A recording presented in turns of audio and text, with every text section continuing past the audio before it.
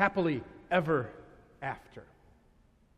There were too many stories I learned as a child that seemed to end with, and they lived happily ever after. Some were fairy tales, but some were Bible stories.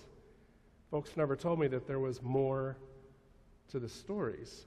And when there is more, I think it's very important to learn the rest of the story. So today's Bible reading is about Solomon's request for wisdom. But there is so much more to the story. Solomon didn't do everything right from that day forward. Solomon asked for wisdom when God offered him anything that he wanted. In Sunday school, the teacher would sum things up like, Solomon asked for wisdom, and God gave him wisdom. If you pray for wisdom, God will give it to you. End of story. It wasn't until later that I dug deeper to learn more of the story. I kind of still feel as if I was cheated out of the truth. I thought that my teachers didn't think that I would believe in God if I knew that the people I learned about in Sunday school were far from perfect.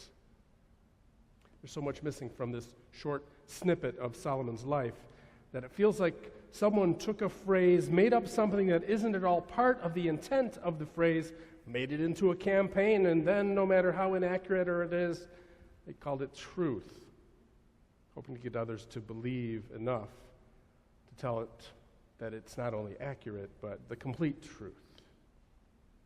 See, the truth is, Solomon was far from perfect. He made many mistakes. He didn't always show wisdom.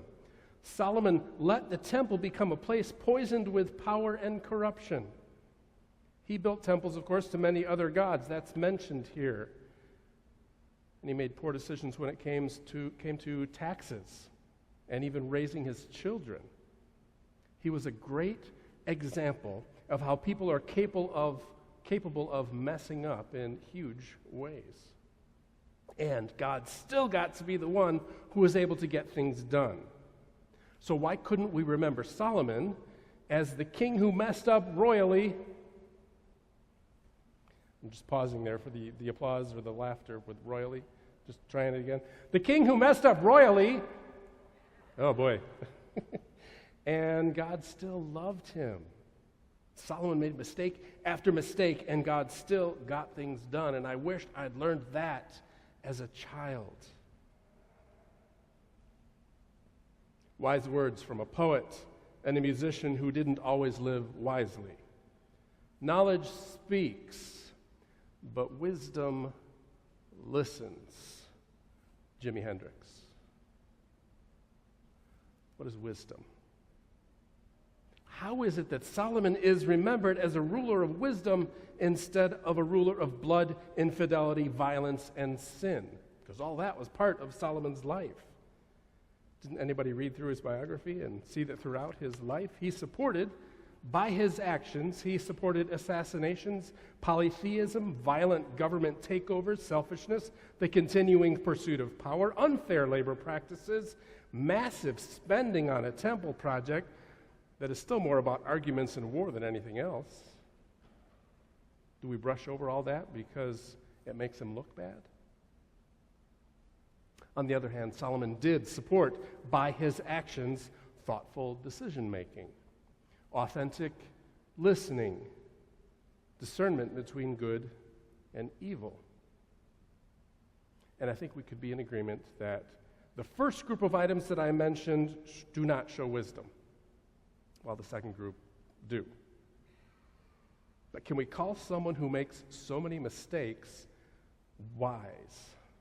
No? Yes? Maybe not going to do a show of hands. You get to think what you want.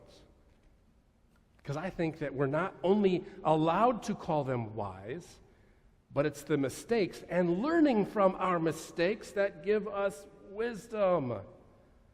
Learning from mistakes, not repeating them or refusing to acknowledge them. Learning from our mistakes is wise. And wisdom isn't an immediate thing. Solomon gained wisdom. Sometimes, even often, Solomon acted wisely. Sometimes, even often, he did not. But the poor decisions he made and the lessons he learned from them made him wiser. Of course, Solomon didn't learn the lessons from all the mistakes that he committed. He was a wise and flawed ruler. But his story, and the story of all the kings of Israel and Judah, including David, of course, fit right into this big picture, the meta-narrative of the whole Bible. Do you remember me talking about the meta-narrative of the whole Bible? God creates. Yes. We mess up. God redeems. We mess up. God recreates. God does something good. We mess up. God is so good at God's part, and we are so good at our part. Dating back to King Saul, God had instructed the people that they really didn't want a king, that it wouldn't go well. But the people wanted a king, and they got a king. And the kings were flawed, and things did not always go well. We can remember Solomon as the king who messed up royally and one whom God still loved. We can remember today that we live in a country that is built upon separation of church and state, but too often brings supposed religious authority into politics. Long-held wisdom would tell us that elevating a particular religious belief of one group over another is a bad idea. Short-term ideology, instead, will create a law requiring the display of the Ten Commandments in schools. It's sad. Wisdom teaches that we don't elevate our interests and the needs of us over the needs of all. Let me say that again because I said it reverse. Wisdom teaches that we don't elevate our interests and needs over the needs of all. And we do it with respect, integrity, and wisdom. More wise words from Rumi. Yesterday I was clever, so I wanted to change the world. Today I am wise, so I'm changing myself. When we change ourselves, we can change the world together. So may we seek wisdom. May we trust in God's guidance and God's unconditional love as we continue on life's journey, ever discerning and hopefully filled with wisdom.